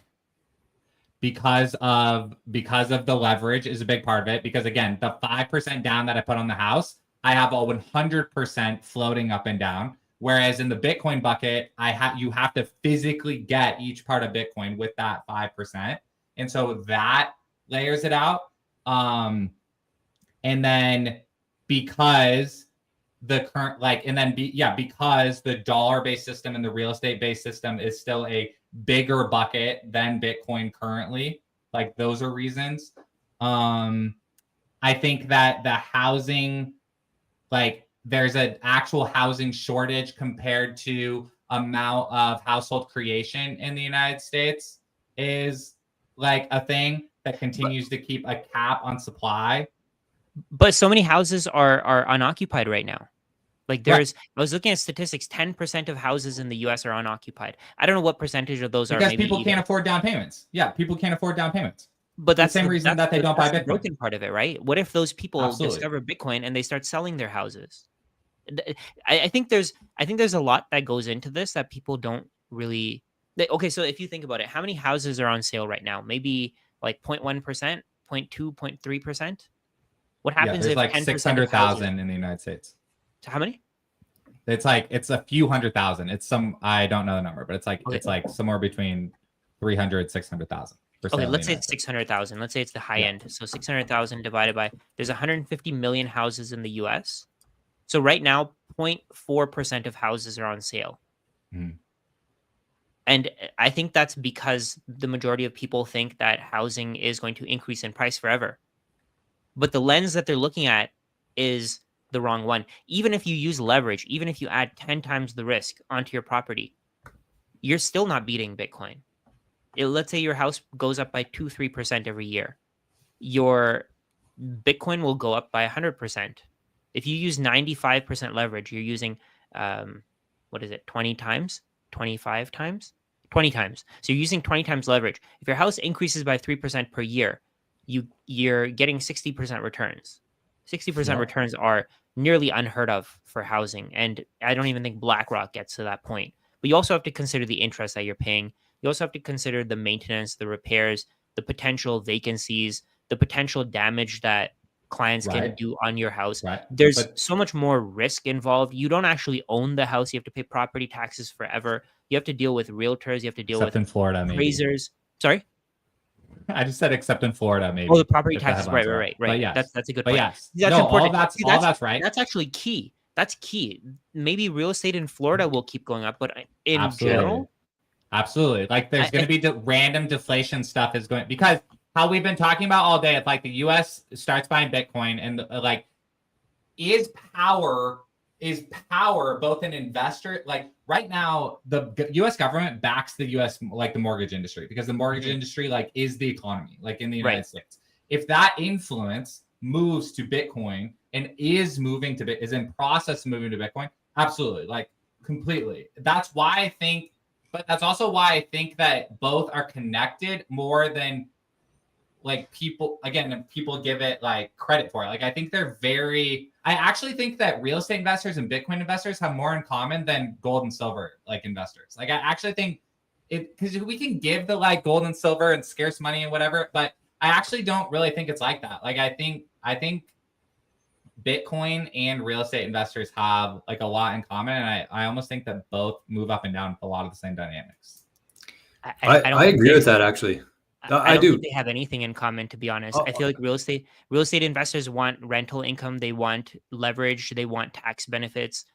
Bitcoiners just want Bitcoin. No, but that's influence. Why do they get all that stuff? Because they have influence in the United States. Like that's what's connected. And then the Bitcoiners are coming and saying, but is that dynamic of that having influence in the United States increasing wealth inequality? Absolutely. Like, absolutely, that's creating wealth inequality, because the barrier to entry of getting a home is the fat down payment that is hard to save for. Whereas Bitcoin there's no barrier to entry to buying that first dollar of Bitcoin. So from a good for society perspective, it's absolutely a positive shift. But I think from an influence perspective, that's very in the cash flow. I understand Bitcoiners like to hate on the cash flow element of it. No. I don't hate it. Yeah. I like the cash flow. If I can keep getting cash flow in terms of Bitcoin forever, why not? Like if I can lend my Bitcoin to someone with no risk and they'll give me cash flow because they just want to hold that Bitcoin for, let's say, a status symbol, they're not going to lend that Bitcoin out. Oh, take my Bitcoin. As long as you're not lending it to someone, as long as I mean the cash flow of real estate. I know that Bitcoiners like to hate on the cash flow of real estate. But I think the fact that real estate can create cash flow at the same time that it is still a scarce resource in the United States, so it is appreciating even at a lower percentage point. Like that's what's keeping the benefits like closer together. But you can create your own cash flow with Bitcoin. You can sell your Bitcoin, right? You can give away, even if you were to give, let's say, for example, Bitcoin rises at 50% a year. You give away 5% of your Bitcoin every year. You're creating your own cash flow. You have the freedom. With real estate, the way that I see it, volatility still screws that. I agree with you, but volatility still screws that. But to fix that, you can just hold a larger amount of cash, right? If you hold, let's say, for example, you hold 2 years worth of cash, and then let's say you have $1 million. So to hold that cash, why don't I just put a down payment on a house with that cash and hold the house, because the house keeps its fiat value? But that's the thing. If you have the house, let's say at some point, all these investors figure out I don't think you're considering the risk. That's what I'm trying to say here. I can easily go buy index funds. I can get index funds, guarantee a 10% return every single year. But the thing is, when I need that cash, what if the index fund falls in value by 50%? That's exactly why real estate's better than index funds. Exactly. But that's what I mean. The cash gives you liquidity. The cash is there whenever you need it. It doesn't go volatile. It doesn't go crazy. It doesn't increase and decrease. That's in why. value. So sit with the down payment in a house, and then you have a HELOC on that, and the HELOC just stays open, and there's your liquidity. But that's the thing. You're depending on the bank giving you that HELOC. What if the bank says to you at some point, "No, we're not lending you money anymore"? That can happen. You're a lot of people don't see that happening. A lot of people don't think that can happen, but that can happen at any moment. Like they can screw you. They can rug pull you whenever they want to, right? That's I think that's the key. Yeah. They can Who rug gave pull the you super whenever they chat? want to. They don't even have your own. One of the other things is you don't even have your own deed, right? You don't technically own the house. The bank still owns the house. Everything is owned by the bank. Even with fiat, the bank owns the money. Like the money isn't even yours. Here's why I think that real estate and Bitcoin, not today, but in the couple years, will be looked at closer than Bitcoin and gold.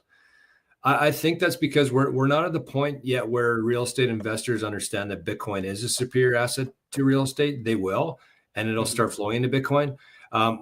Also, where I see it, and this is kind of my two examples that I like to use here, is the first one. If you go to the bank and you say, "Hey, bank, I want a loan." Like historically within real estate, that's one of the strategies that they've used is you buy real estate, you put a down payment down, the equity in the house goes up, you go to the bank, you refinance that one, you put the proceeds into a new house, and you just keep doing that. The rich dad, poor dad model, right?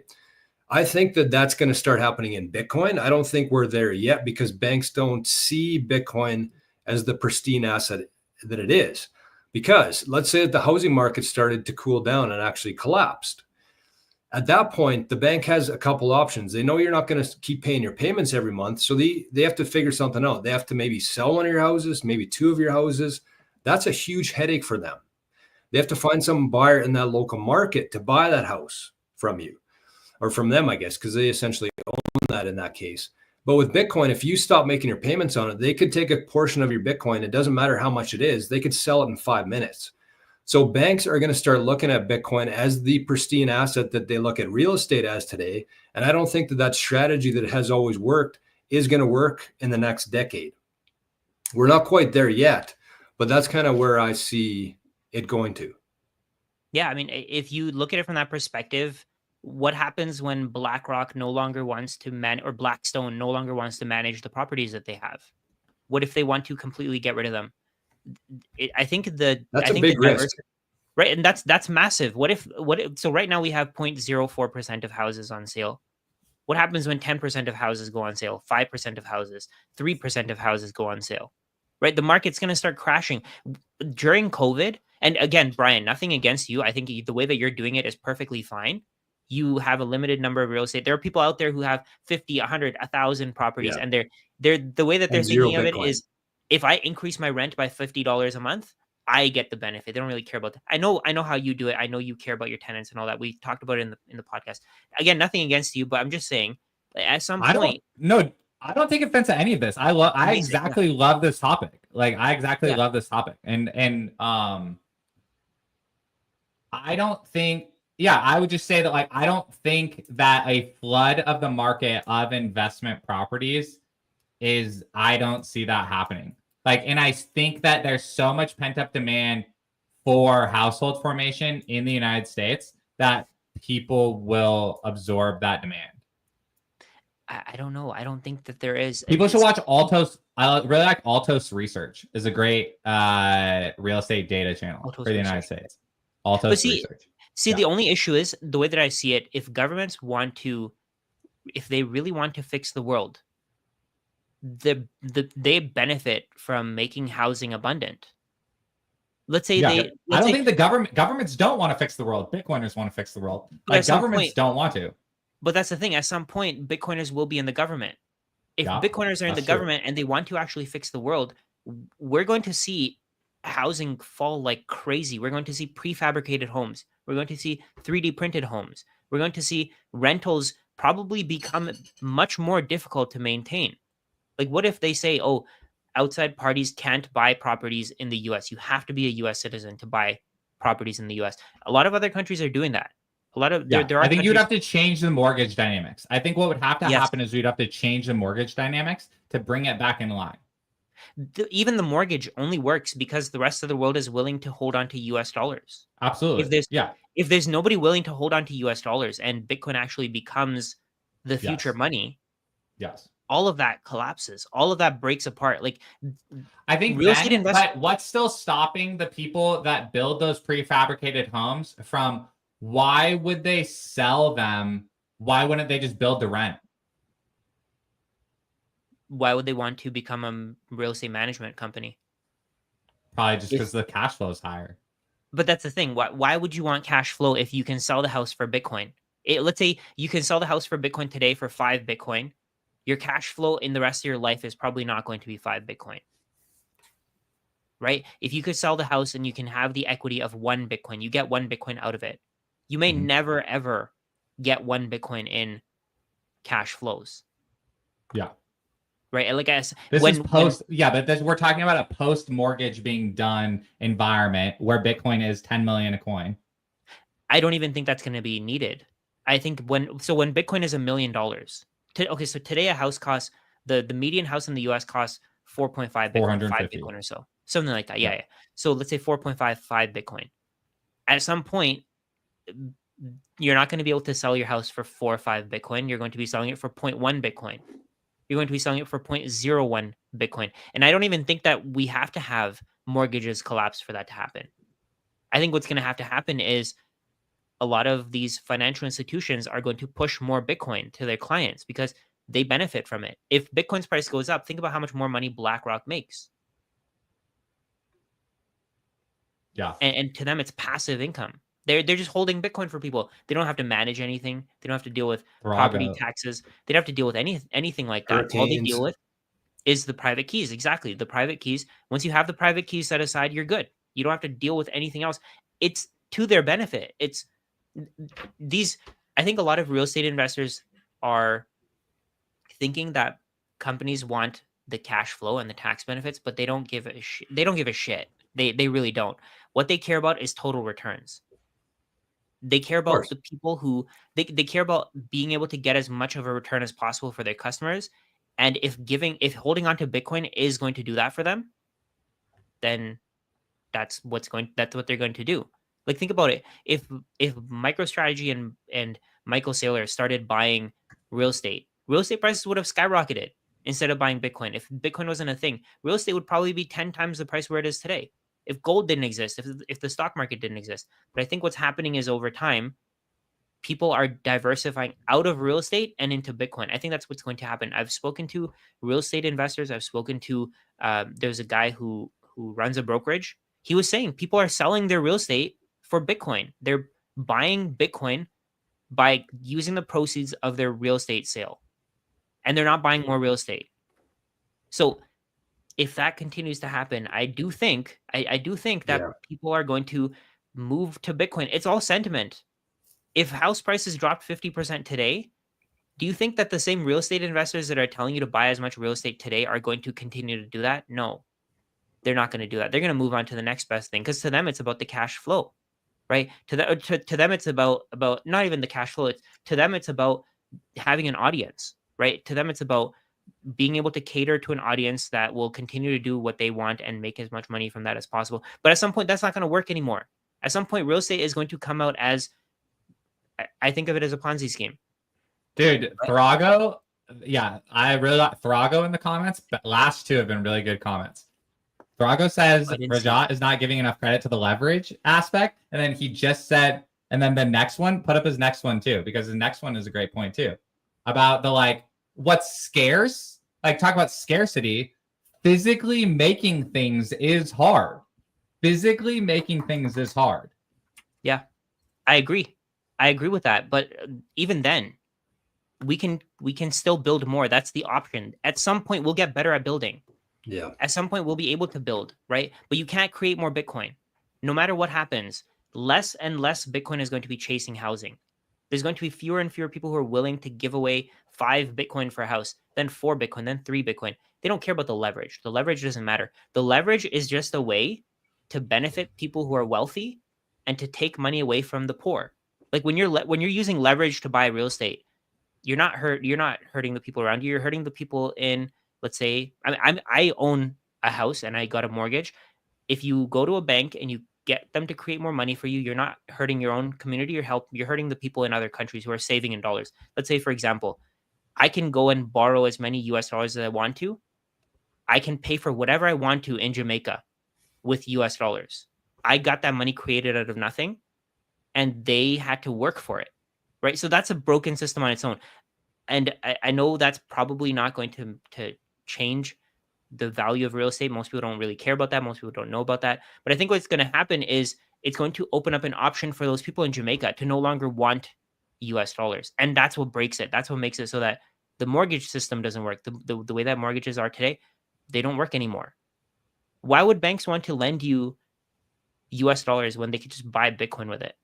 When they can lend it to MicroStrategy and buy Bitcoin bonds? Okay.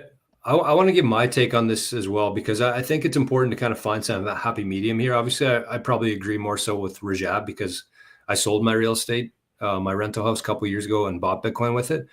But I kind of foresee a future here. I think we should be careful when we're talking about real estate, because there's different parts of real estate. There's oceanfront property.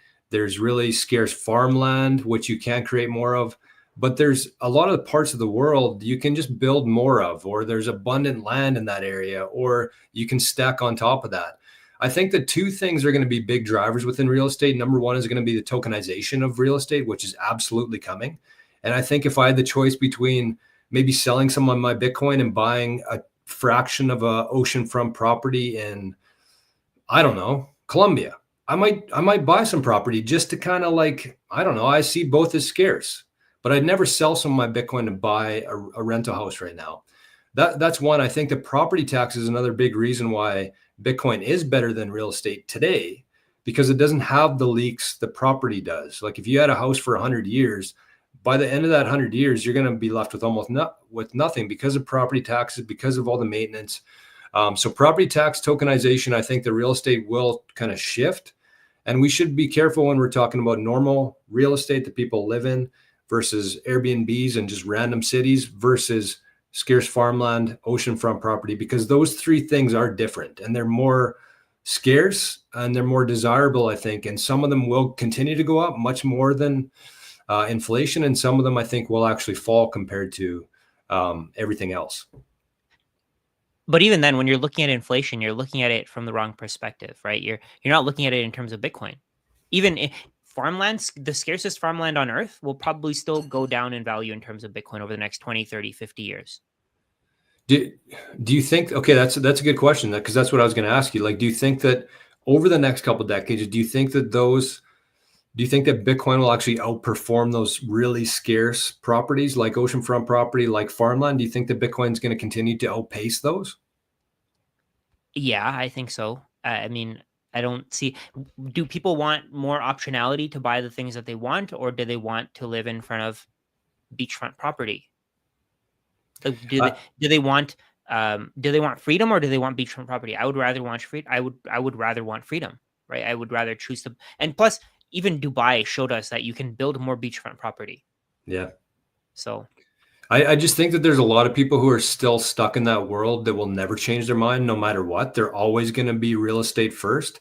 And I think as long as those people are alive and have influence and pools of capital, it's going to keep driving those prices up. I do think over time, maybe 50, 100 years, as those people leave this earth, that's when Bitcoin it's a no-brainer. But I do think over the next couple of decades, some of these scarce properties around the world will actually compete with Bitcoin. I don't know if they'll outperform them, but I do think that they'll continue to compete with Bitcoin. But that's different than just like a random house in a random city. I think those are going to fall. yeah.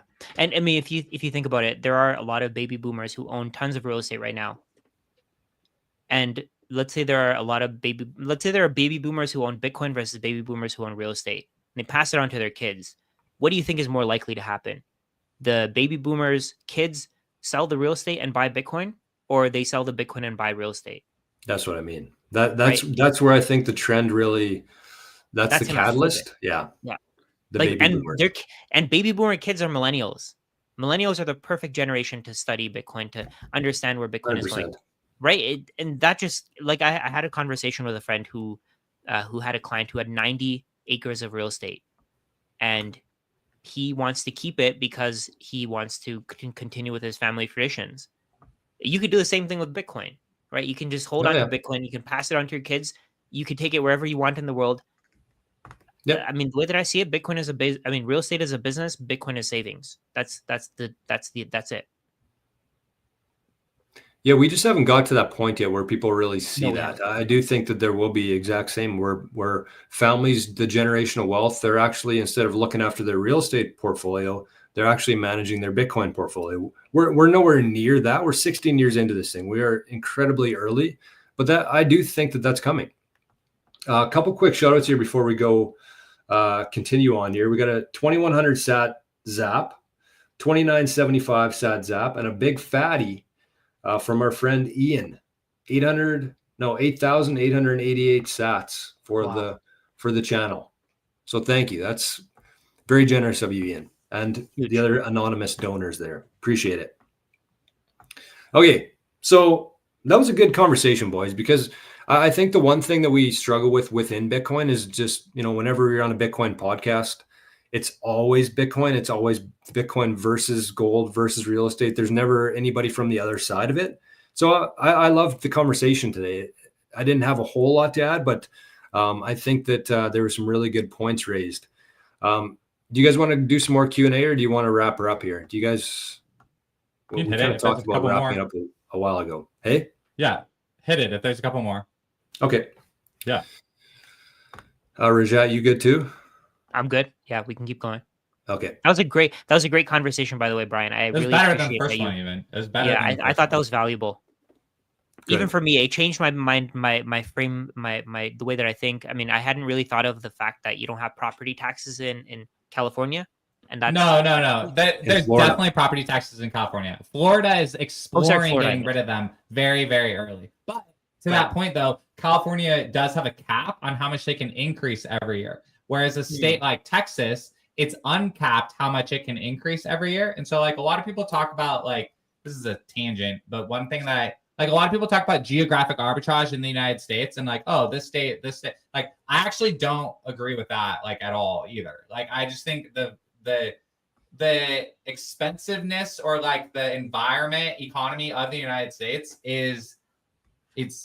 I don't think there's a lot of trade-offs from the economy between California or Texas as much as people try to say there is. Here's an interesting one here, boys. Do you guys have any advice on living on Bitcoin? Yeah, I can hit this. So I think advice for living on Bitcoin is, and I'm going to talk from a US perspective, like that's what I know best. It's a transition thing. So don't think about it as an all or nothing thing. Think about it as a transition. Think about every single paycheck and just what percent of that paycheck is direct depositing into Bitcoin versus direct depositing into dollars. And you can also think about, there's like 3 buckets of your money, right? There's like your short term, what you need this month and this week. There's the like medium term of like, saving for like Christmas gifts or like your property taxes or that like, that 6-month vacation, like 6 months away. And then there's the like long-term, like quote unquote retirement, whatever that means, right? A lot of Bitcoiners in those buckets, they're already at 100% in the very, very long-term bucket. And then in the short-term bucket, again, speaking very, very generally, short-term bucket, a lot of people are 100% fiat in that bucket, right? The medium bucket, the vacation that's 6 months away, or the property taxes that are 6 months away, or Christmas 6 months away, that opens up a really interesting conversation for people. And so the advice on how to like quote unquote live on Bitcoin or push yourself to live on Bitcoin, if that's your goal, is to really take a look at that medium bucket. I would write down all 3 buckets, like short, medium, long, and just ask yourself, like, what percent of my money in each of those buckets is in Bitcoin versus fiat? And then that medium bucket is there's 2 things to do. One, in that medium bucket, test out increasing that Bitcoin percentage and just feel out how you feel, because you still have to deal with the volatility in that thing, but feel out how you feel. Another one, in the short-term bucket, pick out one bill. Pick out your like cell phone bill or your water bill or whatever, okay? And try that one. Try to be like, oh, you get paid on the 15th and your water bill is due on the 27th or whatever, right? Okay? With that money, like, and that's exactly in both of those buckets are exactly where you move the needle and you work with your family and you think about how you feel and how your budget works moving from fiat to Bitcoin. Rajat? Yeah, I think that I guess, Brian, you were talking about almost like a sinking fund. Yeah, that's a great way to put it. Mm-hmm. Yeah. So the way that I see it, I mean, I agree with you. I think that it's just, I think it's just you use Bitcoin as a savings account. If you need more fiat, you sell some Bitcoin. If you have extra fiat, you buy more Bitcoin. That's it. That's the way that I see it. I think that's the simplest way to see it. I don't like the idea of borrowing money against Bitcoin. The reason why I say that is because if you borrow money against Bitcoin, I know it's going to work for people. It's probably worked for you guys. I don't know if you've tried it before, but I don't like it because you have to give your Bitcoin to someone. And if they go bankrupt, you have that tail event that could happen and you could lose 2 times the Bitcoin. Let's say, for example, if you have to put in a certain amount of Bitcoin, you take on 50%, value to whatever, like the amount of debt that you take on. So you take on a 50%, let's say you need 1 Bitcoin, you give 2 Bitcoin, you get back 1 Bitcoin worth of cash. The issue is that if you just spent that 1 Bitcoin, you could start stacking it again. At some point, you'll get that Bitcoin back. With the 2 Bitcoin, you're always going to be worried. What if I don't get this Bitcoin back that I borrowed against for my expenses? What if you don't get that Bitcoin back? That's the issue. I see that debt on Bitcoin is a little bit more risky than debt on any other system. Let's say in the current system, you can borrow money against real estate. The thing is that if you don't pay back that money, the bank can create more money and fulfill whoever lent them that money. Let's say they have their depositors, they can print more money. The Federal Reserve will go and print more money. We'll find ways to replenish that money and create more and just make it out of thin air, pay back the depositors. You can't do that with Bitcoin. So if people are borrowing against their Bitcoin, they have to take this into account. You have counterparty risk. You are giving your money to your lender and they're giving you back fiat. That lender may never give you your Bitcoin back. That's a risk that you have to think about. The way that I see it, just sell Bitcoin when you need fiat, buy more Bitcoin when you have extra fiat. It's as simple as that. I think you also have to factor in, though, that you should only take a loan against your Bitcoin last resort. Like if you can use something else as collateral, if you don't really need that thing, like let's say it's a new quad or a new truck or whatever, I have no issues with lending against Bitcoin if it's like your only option. Versus I still think it's a better route than selling it, because even if the bank were to rug you there, your Bitcoin's gone. If you sell your Bitcoin and buy whatever you're looking for, your Bitcoin's gone without you even doing anything there. That's kind of where I differentiate the two, is like living on a Bitcoin standard. I'm not fully there either. And I love what Brian said there in terms of like the transition. That's the best way to look at it. I think you have to be really aware of like where you are, where you stand, where we are in the cycle, what your monthly expenses are. Like you can't just freeball this thing and expect to make it out alive. Like you're going to get absolutely railroaded. And trust me, because I've done it before. So you have to figure out, kind of where we are, not month to month or day to day, but like big picture. Are we at a point in a cycle where we're likely to be going upwards now, or are we likely to be going downwards now? Because if we're going to be going upwards, then take a little bit more of the bucket that Brian was talking to there, move the needle up, hold a little bit more Bitcoin. If you think this thing is going to go up in the next 365 days, allocate a little bit more to Bitcoin. If you think there's a chance that, we've kind of reached the peak here and we're going to be seeing some sell-offs, hold more cash. Like you just have to be really aware of where we are and what your expenses are before you can take that on, because it is not an easy thing to do, but I think it's a very worthwhile venture. Yep. Is it okay to take a bank loan to buy Bitcoin? That's another one too. I don't think so. I'm not into that yet. That's kind of where I was going with that, is like, if you need a medical bill, you need new tires, if you need something, maybe it's an option there for you, or just sell some Bitcoin. Like I'm not really either way. I think he's talking about take a loan and then buy Bitcoin. Buy more Bitcoin. Take a fiat I don't like that idea. That's kind of what Rajat was going with. Whenever you take a loan against your Bitcoin, there's a real big risk that bank could rug you. Not at 80K, but let's say it gets to 100 or 500. No, put up the question. Put up the question again. What he's saying, I think what he's saying is that a loan. You borrow money to buy Bitcoin. I would actually be Yeah. okay with that over borrowing money against my Bitcoin. I would Oh, so say this. Yeah, so this it's the immediately opposite of sparks what you for were me. saying. You're not actually Right. you're not borrowing against your Bitcoin. You're borrowing money from the bank. Let's say unsecured. Oh, or you're gotcha, using a real gotcha. estate- Yeah. Yeah. I would Yeah. personally rather do that over borrowing against my Bitcoin. Right. Because there's no risk there, right? You're not using your Bitcoin as collateral in that sense. Your Bitcoin's not at stake. If anything, the bank is at risk because if you don't pay them back, then what are they going to do? No, I love Yeah. that strategy. Yeah. I wouldn't recommend it to everybody though, right? Because let's say, for example, if you don't know what's happening with the market, if you haven't studied Bitcoin, you borrow money to buy Bitcoin, you get a $50,000 loan, buy half a Bitcoin, and then Bitcoin starts dropping and drops 40, 50%. You sell because you panic. You're left with no Bitcoin and you have a loan to pay back. Yeah. Just a cash flow thing. Like, look, in the United States, send out a bunch of like 0% credit card balance offers. Like, yeah, if you can take that out, you're good at your monthly cash flow and you're going to pull that Bitcoin purchasing forward and service the payment. That's like, no, that world is interesting. And that's exactly the fiat money system. Yeah. I completely agree with Carl here. You said the bank's the one left holding the bag, but you need a very low fixed interest rate. I don't know if I would say very low, like anywhere between like 3 to 10%. I would say that's kind of a comfortable for me anyways, because you have to look at this two ways. Like whatever you're paying on the loan, that's your outflow. If that's 5%, if that's 6%, if that's 7%, that's your outflow in this agreement. Bitcoin's compound annual growth has been 60%. That's a very large spread there that you can, at this point, take advantage of. So I don't think it's totally, I think the fixed part, a longer term rate is good. If it's more than 5 years, I think that's perfect. And yes, absolutely don't use a credit card when you're paying 20%. That doesn't make any sense. What's going on in the chat here? We're getting attacked by scammers. Moon Nice. on ETH. It's okay, I got it.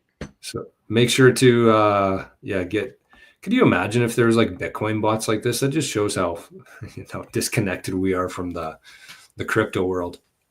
Crazy. No, it's good. I think that's good advice, boys. I think that it is something that people should be exploring within Bitcoin. I do love the idea of looking at it as in terms of spending your Bitcoin, not selling your Bitcoin. Those are two much different things. And I think, as Bitcoiners, we need to get this thing flowing around. The reason why the US dollar has been so successful through the years is because it's being used. It has velocity. People want it. Businesses are accepting it. We need to start moving this stuff around. And so I like the idea of if you do have a purchase and there's somebody who's willing to accept Bitcoin, absolutely. And then just replenish it. Take whatever fiat that you were going to use. Don't worry about the taxes, because if just think about it this way. If you were to, let's say you need a new set of tires, you got $2,500, you find a Bitcoiner willing to do it that day. Instead of just giving him $2,500 worth of cash, you actually go and buy Bitcoin, pay him in Bitcoin. There's going to be no sort of gain there. It's the same day. It's very irrelevant. People get too distracted and too turned off by the taxes here. And it's, I think that's another rabbit hole to go down, is the tax implications of it, but just don't overthink it. I think that's where I would leave my thoughts on it. Holy man, what's going on here? Keeps going. This is insane. Oh, I can't even delete it. That's super annoying. It's on mine. Super annoying. Oh, I'm just working as hard as I can to delete them. Yeah, I see that, Rajah. You're doing pretty quick work there, man. It's crazy. How are there so many of these? Okay, well, as much as I don't want to be beaten by the bots, we're coming up to 2 hours here, and let's start wrapping things up here, boys. So, last thoughts, Brian. Do you what's your main takeaway from the chat today? Where do you want to leave with people? Yeah, no, love this a lot, guys. Really appreciate the invite. Glad to talk to Rajah about real estate. Thank you guys for just putting out positive Bitcoin content on YouTube. If people want to search Brian Harrington on YouTube, try to upload a few times a week. Been really working on that. And then I'm at Brian Harrington on Twitter as well. Nice. Rajah, what do you want to send people in the weekend with? Study Bitcoin. Buy Bitcoin. That's it. Makes sense. I would echo that. Thanks, everybody. Sorry about the attacks there. We will be back at this time, the exact same time next week, Friday at 2 p.m. Eastern time, Maple Bitcoin channel. We're trying to wean it off our channels here, but it's good. We had about 250 people here in the chat today, so it's good. We had some really good questions, and thank you to the people who zapped over on Zapstream and the people who sent to the QR code beside Rajat's head there. So if you're watching this later, that's an easy way to do it, and we very much appreciate the support. And we'll keep battling here with the bots, with the government, with anybody who's against Bitcoin. So thanks, Brian, for being on here, and we'll see you guys. We'll see you guys soon. That was awesome. Thanks, Brian. Thanks, Jor. See you guys.